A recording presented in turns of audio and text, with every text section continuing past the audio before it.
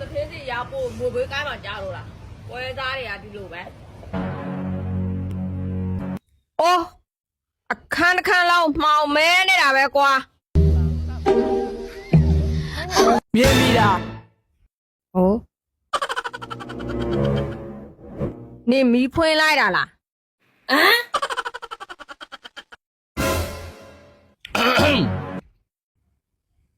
พวกคนเป็นใครอ่ะ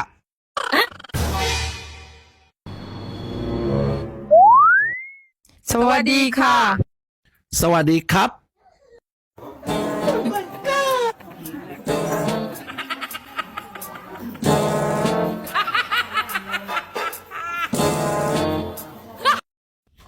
พวกคุณมาทำอะไรที่นี่ครับအမသမီးပြောမယ်အေးနေပြောလိုက်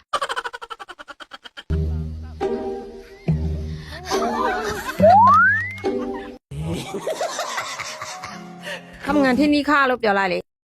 ဟုတ်လားအဲ့လိုပြောမှာလား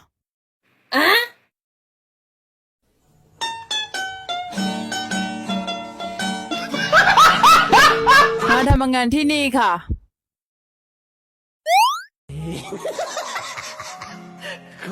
เข้าใจอะไรผิดหรือเปล่าพี่อ่ะเป็นเจ้าของบ้านที่นี่นะครับ ว้าว ขอบคุณมากนะครับพี่သူဘာပြောတာလဲอ๋อအမကလည်းအမကပဲတီးတလို့လို့နဲ့သူကပြောတယ်အိမ်ရှင်းနဲ့อ๋อขอบคุณมากนะคะ คุณครับคนลืมโอ้บัวซัวแล้ว เข้าใจค่ะ พวกคุณน่ะมาทำอะไรกัน ขอบคุณมากๆลูกพี่ အမအဲ့လိုကြွားလား พี่ကလည်းတလုံးမတက်တာ พวกหนูมาสมัครงานที่นี่ค่ะ ถูกต้องค่ะ พี่ยังไม่รับคนงานนะครับ သူဘာပြောတာလဲ သူကအလုံးမယူသေးဘူးတဲ့ အေးကောင်းတယ်လေပြန်ကြမယ်လေ ဘာအေးကောင်းတဲ့အမကလည်းပတ်စံစမက1,500လောက်ပေးထားရတယ်လေ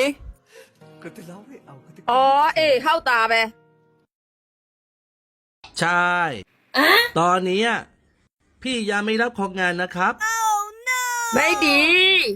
ค่าสมัครงานให้ไว้แล้วข้อละ5,000 2 คนก็ในหมู่บ้านแล้ว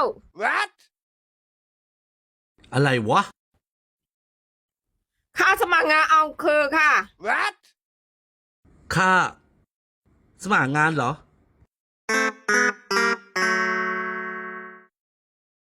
เท่าไหร่อ่ะ 5,000 ค่ะ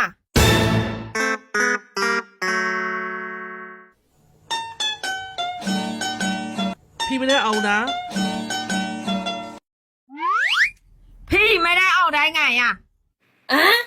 မနောက်တိုင်းပြီးအောက်ပိုင်းလို့ပြောလိုက် น้องชายพี่เอาไปไง น้องชายพี่เอาไปเหรอ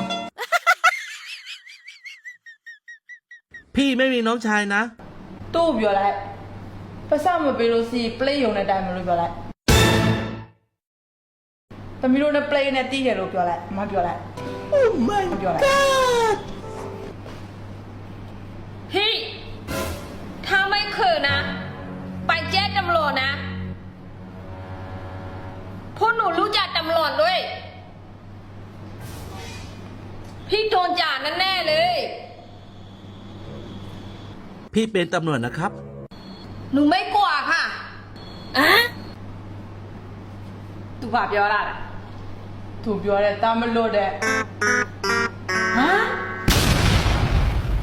တမ်းလို့ဘာလဲမ ขอดูบัตรหน่อยครับ ขอโทษนะคะ เดี๋ยว กลับมา เดี๋ยวพี่ไปส่งให้ ขอบคุณนะคะ သူကပြောတာသူကားနဲ့လိုက်ဖို့ပဲပဲတဲ့ဟမ် तू ကငါတို့နေတဲ့အိမ်သိတယ်ဗောလေ พี่ไม่ได้ส่งที่อยู่ เดี๋ยวพี่ไปส่งโรงพักให้ ขอบคุณนะคะพี่ သူကပြောတာသူကရဲစကလိုက်ဖို့ပဲမဲတဲ့ ဟမ်အဲ့ဒါဆိုရင် तू ကငါတို့ကိုဖမ်းတာဗောနော်လောကကျမလည်းဖမ်းတာပဲ Baby,